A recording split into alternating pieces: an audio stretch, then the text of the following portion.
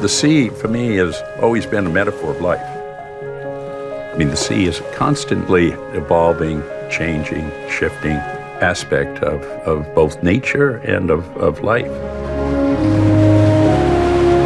That sort of exposure to the sea is both enriching and enhancing, and it's fun. The sea, the wind, the outdoors, it is the most renewing, healing place for him, and always has been. Boy, that's a good job. Yeah. Sweat it a little bit. He loves getting out and sailing.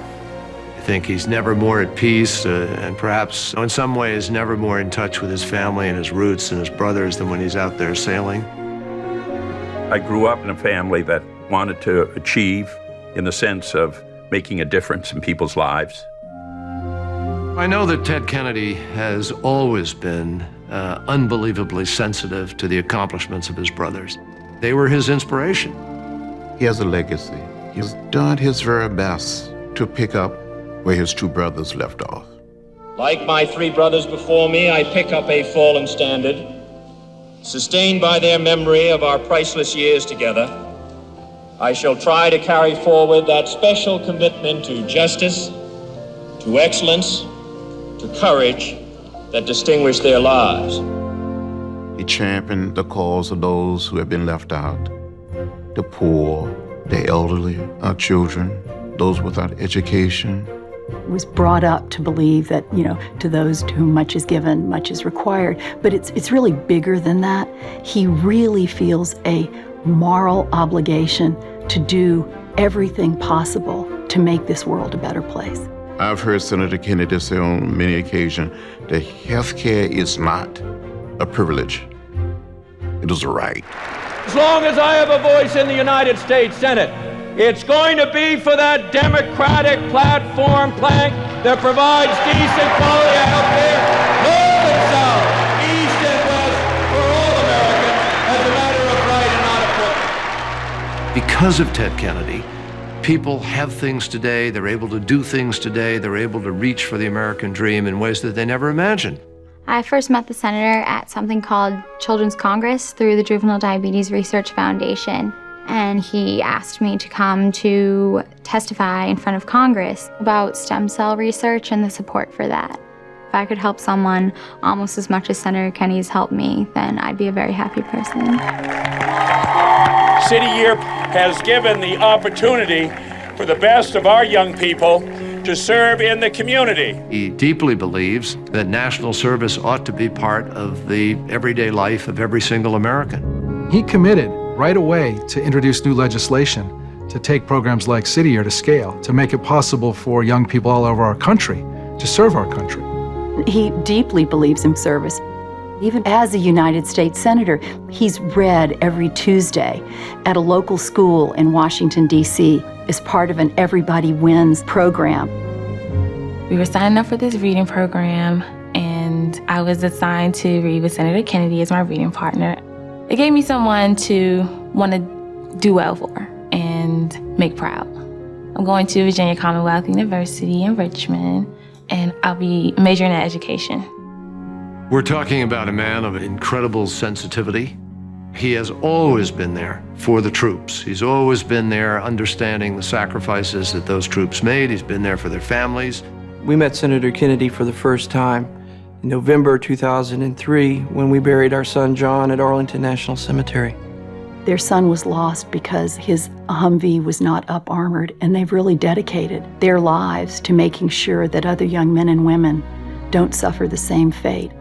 John died just after his 20th birthday. Senator Kennedy agreed to call hearings. Within 6 months of those hearings, all troops in Iraq had body armor. And to that, I owe the senator. Brian and his wife, Alma, turned that enormous personal tragedy into a remarkable force for change. Senator Kennedy had been a Gold Star family before I was born. He remembers where his mother was, where his father was, when they came to tell him his brother Joseph was killed. We share a wound that doesn't heal, and a deep and abiding love for this country.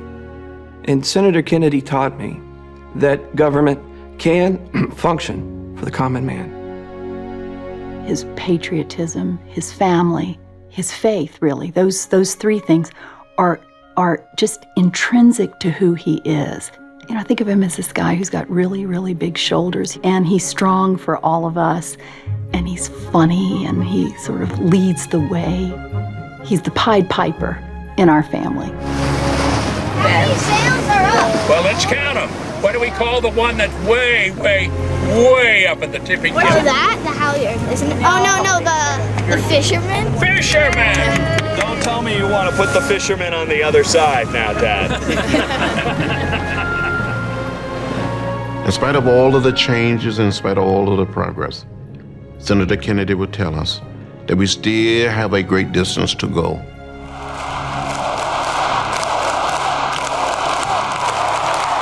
In the year I was born, President Kennedy let out word that the torch had been passed to a new generation of Americans. He was right, it had. It was passed to his youngest brother. From the battles of the 1960s to the battles of today, he has carried that torch, lighting the way for all who share his American ideals. This moment is the moment for us to get health care done. And Ted Kennedy wants to be leading the charge where he ought to be, the head of that committee, making sure that he's working with President Obama to get health care for all Americans. We'll break the old gridlock and finally make health care what it should be in America, a fundamental right for all, not just an expensive privilege for the few. I see the day when President Barack Obama and Ted Kennedy will be moving progressive legislation through the Congress to help some of the most vulnerable people in our society.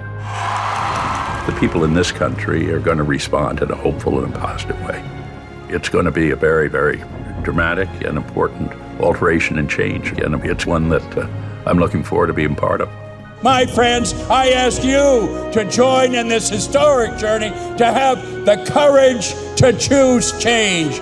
It's time again for a new generation of leadership.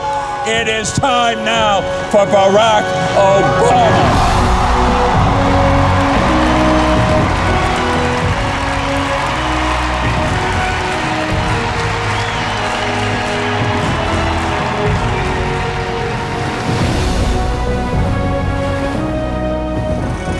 Let's curl over here, guys. We're all set now.